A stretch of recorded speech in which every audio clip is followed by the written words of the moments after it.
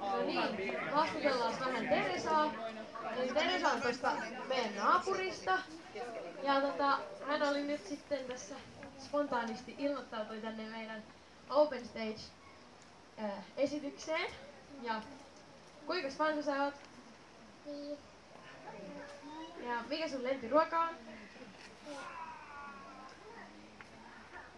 Spagetti ja lihapulla. No niin, spagetti ja lihapulla. Mikä sun lempiväri on? Pinkki. Aha. Mitäs muuta mä vielä kysyisin? Mitä sä haluat sanoa näille ihmisille täällä yleisössä?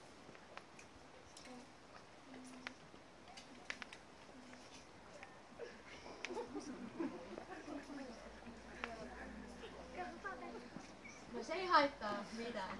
Kiitos, että Teresa olet tullut tänne Open Stageen. Mitäs sä haluaisit nyt tässä laulaa?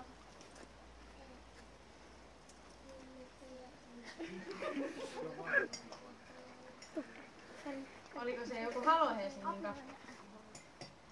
No, jos mä annan sulle vaikka tämän mikrofonin käteen, pystytkö pitää sitä?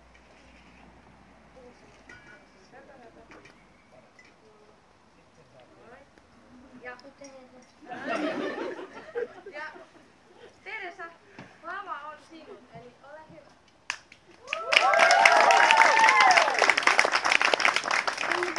Mä hajoin sen opin.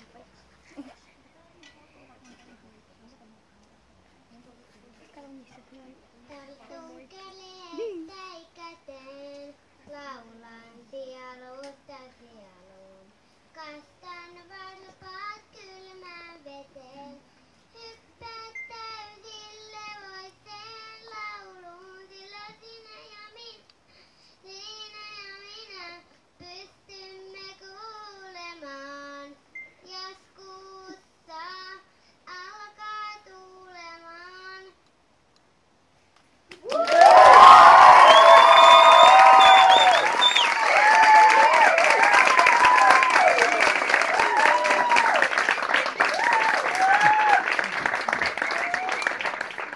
Kiitos Teresa.